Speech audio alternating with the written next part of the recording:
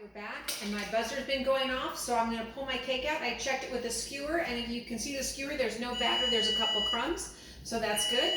There's the buzzer, so let's take it out.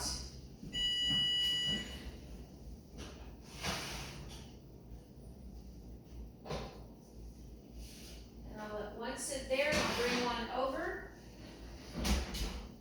Okay, so you'll notice the cake. Here it is when it's done. If you'll notice it, it's pretty flat. It kind of domes a little bit along the edge. It's a little bit higher in the middle of the edge, but not near. A lot of cakes, I'm kind of exaggerating it like that a lot more, where it's pretty much the same height all the way around.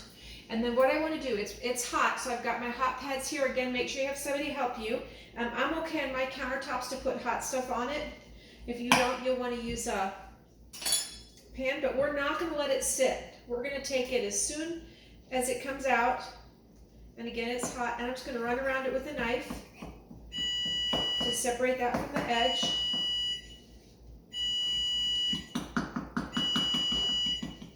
Remember, I've got my wax paper on the bottom, so I hope it's going to come out nice.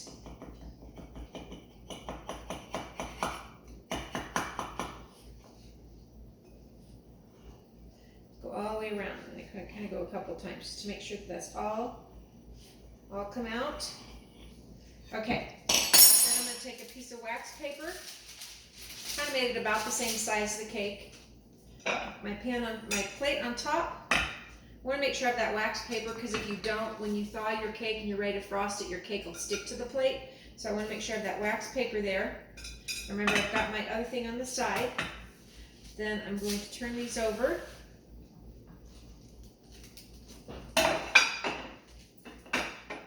The little bands I can pull off, they're dry, they're hot, but it's not too hot to touch. Let me turn off my timer and turn off my oven. But they're dry. Remember, they were wet when we started, they're dry. I'm going to kind of center that on my plate, and it comes off. And you'll see there's no pieces. It comes out really clean because it's got that little piece of paper on, that parchment paper right here. I'm going to leave that on it. Now, while it's hot, I've got my saran wrap. You'll even see, I'll put it over closer to the camera here. You can even see how the cake kind of rose evenly.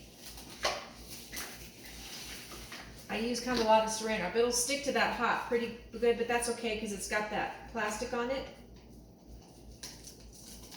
I go that way. Trimmer. Oops. And the trimmer.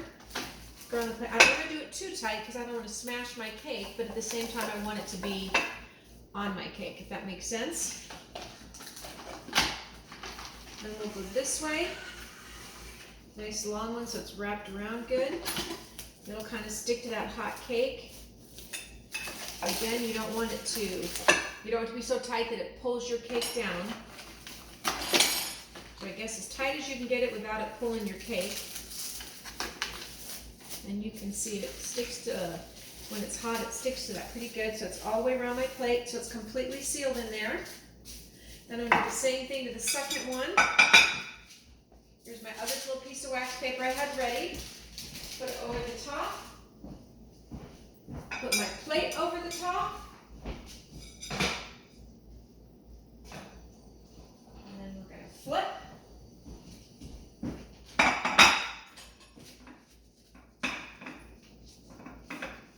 Band off.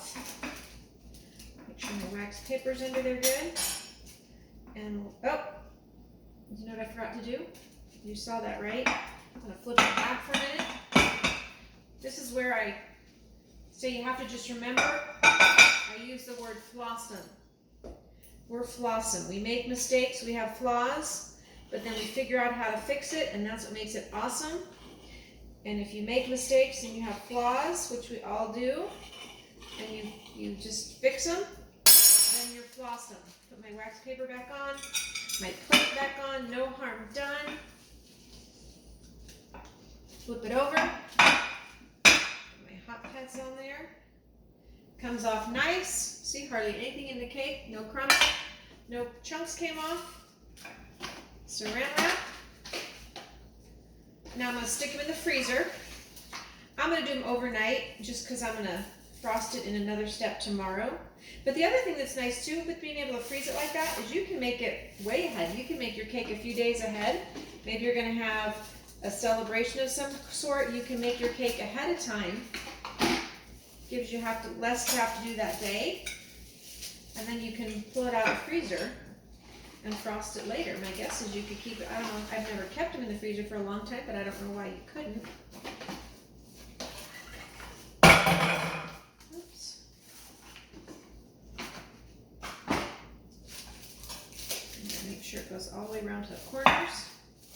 All those corners wrapped up. That's good. I want to make sure everything's sealed. No place for that moisture to leak out. And you'll see it even kind of hugs to it. Then I'm just going to stick these in my freezer.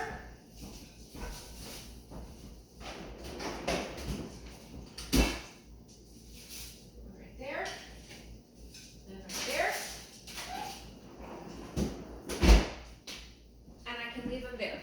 And so if I wanted to frost it today, as long as I left them in there like, I don't know, maybe an hour, a half hour, they would completely cool in there. All that moisture would be in there. They don't even have to be frozen, and then I could pull them out. But this way I can leave it overnight too. It won't take them long to thaw. It's not like a piece of meat where it has to thaw all day. I think even if it thawed for a half hour, an hour, it'd be pretty good. You don't want to frost it frozen. We'll talk about that more. But I think they thaw, if I remember, pretty quickly.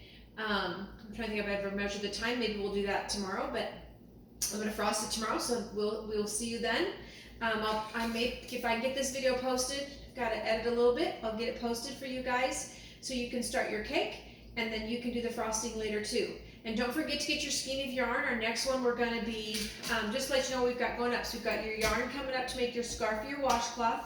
I kind of recommend maybe starting with the washcloth just because it's a little smaller and easier to finish. I think you'll be more encouraged to finish it if you have a smaller project, and I think a washcloth is a really fun gift for somebody. So remember, you need cotton yarn for a washcloth, regular yarn for a scarf.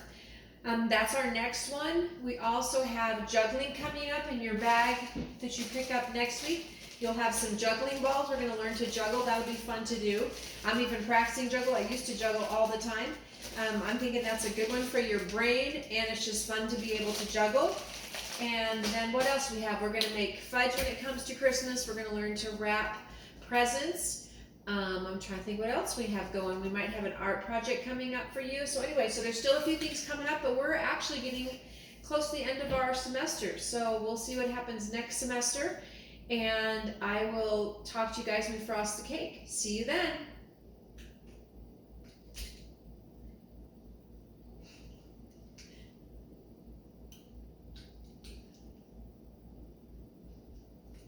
My little pointer's not working.